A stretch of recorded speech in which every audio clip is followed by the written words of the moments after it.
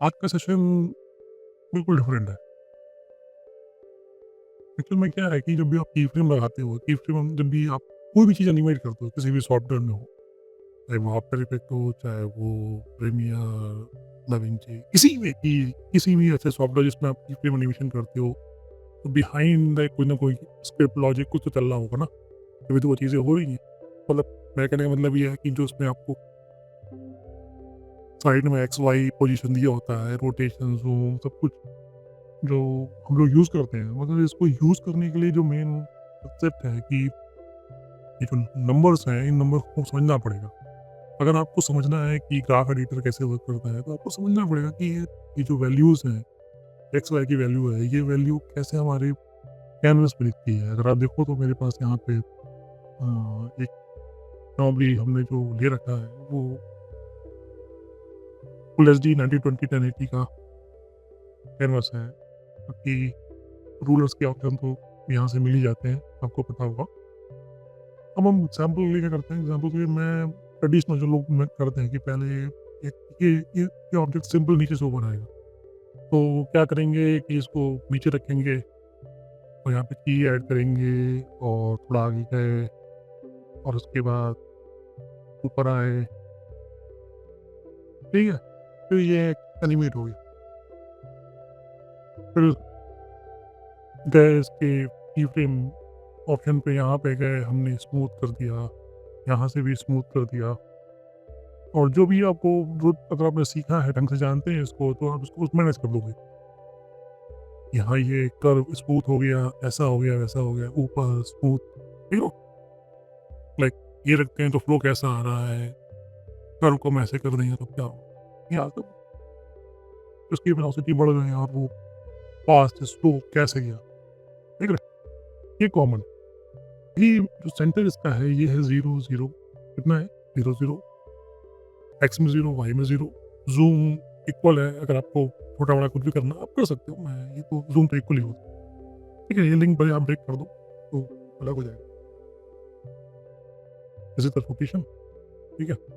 अभी हम समझते हैं कि हम वाई में 0 पे हैं, तो हमारा पॉइंट बिल्कुल सेंटर पे है, मतलब यहाँ से भी, यहाँ से भी, यहाँ से भी हमारा जो कैनवस है वो 90-20 1080 है। तो इसका मतलब कि 90-20 1080 का पूरा कैनवस है। तो अगर 0 यहाँ से स्टार्ट होता है तो अगर आप देखो तो 1080 मतलब इसकी हाइट 1080 है। यानी कि ये सेंटर 540 ऊपर जाएगा, 540 यहाँ से नीचे जाएगा। अब मैं यहाँ पे 540 डालता हूँ एग्ज़ाम्पल के लिए, तो सेंटर कहाँ पहुँच गया? यहाँ पे।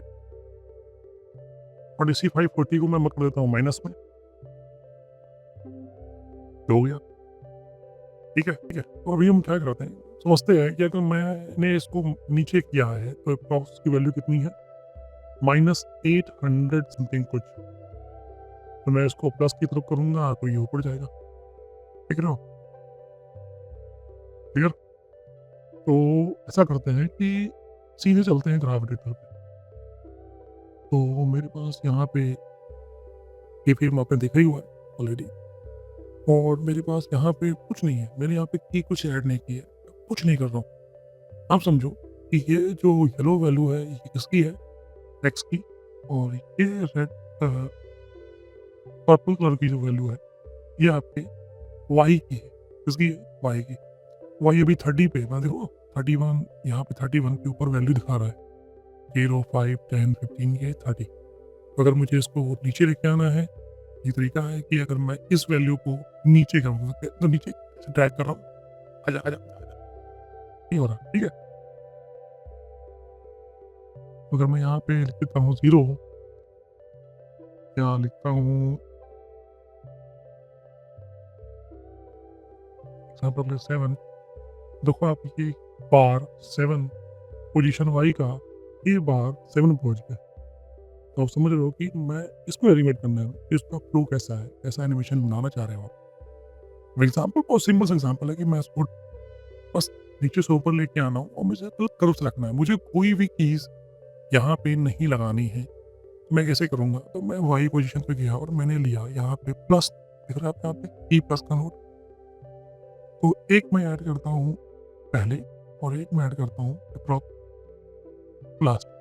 देख रहे हो? 2 हमने की ऐड कर दी।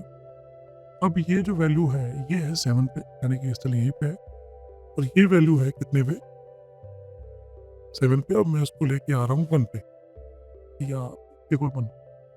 अभी देखें तो बहुत लाइट सा मूवमेंट हो रहा है, और अगर मुझे उसको बाहर भेजना है कैनवस के बाहर, तो मैं लास्ट टाइम बताया था आपको अप्रॉक्स कितना चाहिए होगा, 800 माइनस में वो भी। तो मैं यहाँ पर अगर डबल क्लिक करता हूँ तो वैल्यूज आती है। मैं यहाँ लिखता हूँ 800 माइनस और एंटर। देखो क्या हुआ, ये ऑटोमेटिक पहुँच गया -800 पिक्सल्स नीचे। ठीक है, और अब आप देखेंगे तो हम्म, और इसकी वैल्यू को हम वापस कर देते हैं कितना, 0। तो अब ये आप देख रहे हो ये 2 सेकंड में ऊपर आ रहा है। तो ये आपकी टाइमलाइन टाइम है। अगर आप देखो तो यहाँ पे स्टार्ट अगर करते हैं फ्रेम बाई फ्रेम, तो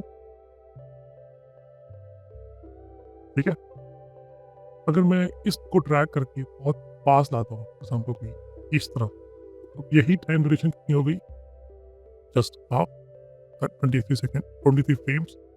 आप देखिए अभी मैंने यहाँ पे कोई की ऐड नहीं की थी, अगर आपने देखा हो। अब सेम जैसे आप लोग करते हो स्मूथ, राइट क्लिक किया आपने और की फ्रेम को स्मूथ कर दिया। ठीक है, एक प्लस आपको एनिमेशन मिल गया। उसके बाद क्या है, तो आप चाहते हो कि आपका जो एनिमेशन हो थोड़ा सा पहले स्लो हो, फास्ट हो, जो भी पैटर्न हो, बैक एनिमेशन हो, इलास्टिक हो, स्प्रिंग हो, जो भी आपको बनाना हो, उन सब के लिए आपको समझना पड़ेगा कीज और उनकी टाइमिंग। अब अगर मैं देखूं तो ये ऑब्जेक्ट बस स्मूथली आ रहा है। अगर मुझे फास्ट करना हो तो मैं क्या करूंगा, इस बात है इसकी टाइमिंग को मैं फास्ट करूंगा। हम देखें, ठीक है, अगर मुझे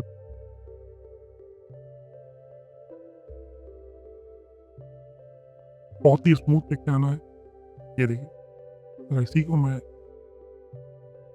थोड़ा सा टाइम देता हूँ कि कुछ टाइम के लिए ये कर्व टाइम ले, मतलब अब देख रहे हो ना, मैं अगर उस पर रखूँ तो ये ऑब्जेक्ट पहले नीचे की तरफ रुकेगा, स्टे होगा, मतलब कि इसकी वैल्यू 800 से नीचे जाएगी और फिर सडन ये ऊपर की तरफ आएगा। यहाँ पे इसने क्या किया, इसने यहाँ पे इतना टाइम होल्ड किया। ये देखो करीबन 11 फ्रेम का टाइम होल्ड किया, और 11 फ्रेम बाद इसने अपनी नेक्स्ट पोजीशन के लिए जंप किया। ठीक है, अब ये सब तो आपको पता ही होगा, कोई नई चीज़ नहीं है। अब हम क्रिएट करते हैं लाइक स्प्रिंग काइंड ऑफ, या आप कहते हो इलास्टिक टाइप का एनिमेशन, वो भी इसी से ही। तो मैं अगर 2 की और ऐड करता हूँ, 2 क्या 3, क्योंकि 1 2 या 3 बाद में। और अभी देखिए यहाँ पे येलो वाले डॉट पे लग गया, इसका मतलब कि येलो एरिया वो कर रहा था। तो मैं थोड़ा अभी इसको नीचे रखता हूँ कि आप इसलिए इसको देख समझ पाऊँ।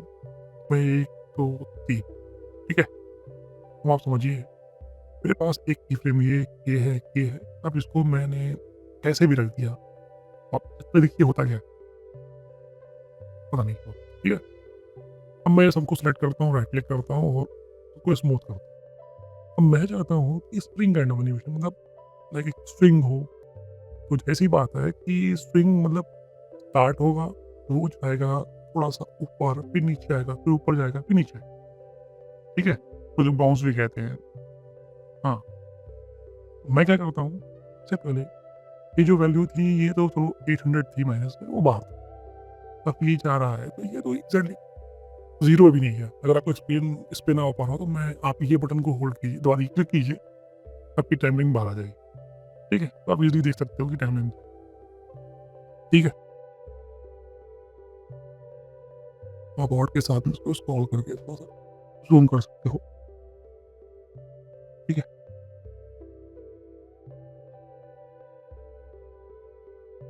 हुँ, अब देखते हैं। ओके, अब आते हैं वापस समझते हैं कि कैसे करेंगे। पहले ये एनिमेशन -800 पिक्सल से स्टार्ट हुआ और इसको मैं लेके जाता हूँ एप्रॉक्स अपनी पोज़ीशन से करीबन 120 पिक्सेल्स ऊपर। मतलब जो उसकी सेंटर पोज़ीशन थी वो थी 00, अब मैं 120 अंदर थोड़ा ऊपर ले गया। तो ये वापस कहाँ पे आएगा? मैं चाहता हूँ कि ये वापस 0 पे ना आके माइनस में एप्रॉक्स 80, कोई रटा नहीं है, आप अपने अकॉर्डिंग कोई वैल्यू ला सकते हो।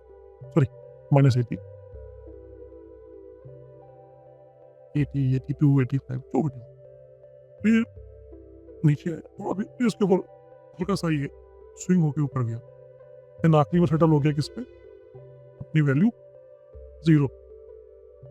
तो देखिए ये जो ग्राफ आप देख रहे हो, आपने देखा होगा बहुत सारे ऐसे ही प्रीसेट्स होते हैं जिसमें ऐसे ग्राफ बने होते हैं। कि आप सोचते हो कि ग्राफ बस ग्राफ लिया आपने, क्लिक किया, स्मूथ हो गया। सोचना क्या है?